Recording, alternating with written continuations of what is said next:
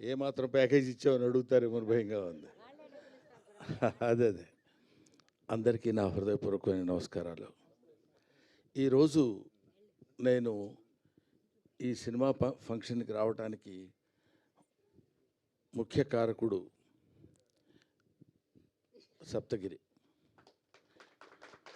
ఇది బాగుంది, ఇంతవరకు చప్పట్లు కొట్టడం బాగుంది. ఈ తర్వాత ఎంత తిట్టాలో మీరే నేర్చుకోండి.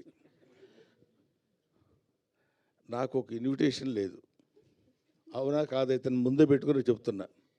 లేదు గురుగారు, మీరు 6 గంటల తర్వాత అదిగోక్స్ గురుగారు మీరు దండం పెడతా గురుగారు, ప్లీజ్ నేను పెట్టండి, మీరు ఆశీర్వదించండి. నేను అదిగో 6 గంటల తర్వాత నేను ఇక్కడికి వచ్చి వెళ్ళిపోవాలంట. ఏమయ్యా, మీ ప్రొడ్యూసర్ కూడా ఒక పిలవలేదు, మీ డైరెక్టర్ ఎవరో తెలియదు నాకు. పోనీ సినిమాలో యాక్ట్ చేయకపోయాను, వాళ్ళు ఎవరన్నా వాళ్ళు కూడా నీ ఇష్టమైతే రా, అది నీ అదృష్టం, లేకపోతే నేనేం చేయగలను. నీ అదృష్టాన్ని పరీక్షించుకుని నువ్వు రాగలిగితే మేము ఆనందిస్తామన్నట్టు వాళ్ళిద్దరూ సైలెంట్గా ఊరుకున్నారు, ఈయన ఊరుకున్నారు. నేను ఇక్కడికి వచ్చిన రీజన్ ఏంటంటే, ఒక్క విషయం ఈ అందరి తరఫున చెప్పాల్సింది. చిరంజీవి గారు మొన్న నా బ్రహ్మానందం ఆడియో రిలీజ్ ఫంక్షన్కి తన ఇన్విటేషన్ ఎందుకురా నాకు, నేనే వస్తాను అని చెప్పి వచ్చాడు ఆయన. మనం పెద్దవాళ్ళ దగ్గర నుంచి నేర్చుకోవాల్సినటువంటి విషయాలు చాలా ఉన్నాయంటానికి అందులో ఒక విషయం అది రీసెంట్గా నేర్చుకున్నాను. కాబట్టి తమ్ముడు సినిమా కంటే హాస్యనటుడి సినిమా సక్సెస్ కావాలనే కోరికతోటి నేను ఇక్కడికి వచ్చాను. ఇందులో పిలుపులు, బొట్టు పెట్టి పిలవటాలు అలాంటివన్నీ అది ఫార్మాలిటీస్, కానీ అవి స్నేహితుల మధ్య జరిగాయి, ఆత్మీయుల మధ్య జరగవు. ఆత్మతో కనెక్ట్ అయ్యి సోల్మేట్స్ ఉంటారు చూడండి, వాళ్ళతో ఉండదు. ముఖ్యంగా ఈ నెల రోజుల నుంచి, ఒక 15-20 రోజుల నుంచి ఇతను ఎంత శ్రమ పడుతున్నాడో, ఎంత కష్టపడుతున్నాడో. ఆల్మోస్ట్ ఒక మాటలో చెప్పాలంటే అతను కొంచెం బాధపడ్డా సరే ఏకాకిగా తిరిగాడు. ప్రతి వాడి దగ్గరికి వెళ్ళాడు, ప్రతి వాడిని పట్టుకున్నాడు. ఎంతమంది అన్నలు ఉన్నారా నీకని అడిగాను నేను. మా రాజన్న సినిమా చేస్తానన్నాడు సార్ అన్నాడు. మా మారుతి అన్న వస్తానన్నాడు సార్ అంటాడు. మా ఇది డార్లింగ్ సీన్ అన్న రాస్తానన్నాడు సార్ అంటాడు.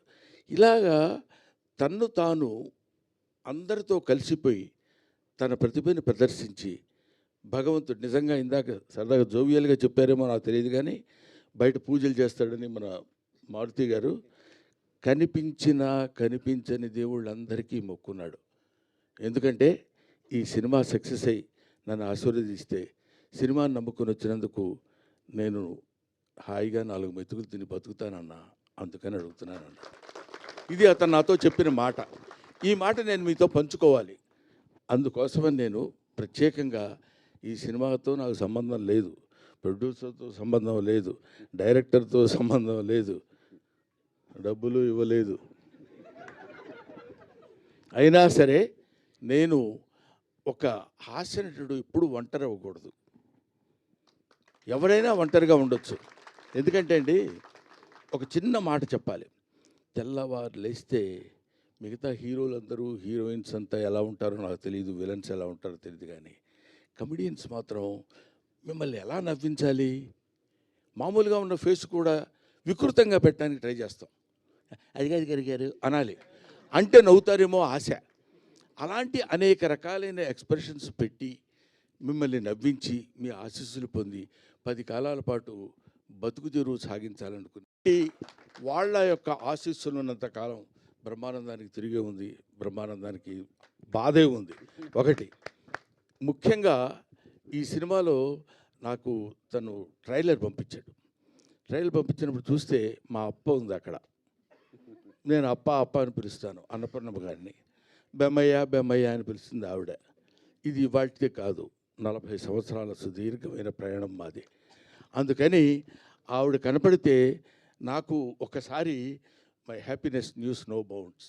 ఇప్పుడు 4 decades బ్యాచ్ తిరిగి అటు తిరిగి అప్పట్లో ఒక చోట సినిమాలు ఉన్న రోజులు కాకుండా రోజుల్లో ప్రతి చోటుకి వెళ్ళి కష్టాలు సుఖాలు పంచుకుని ఒక ముద్దలు పంచుకొని తిన్న బ్యాచ్ మా అప్పది.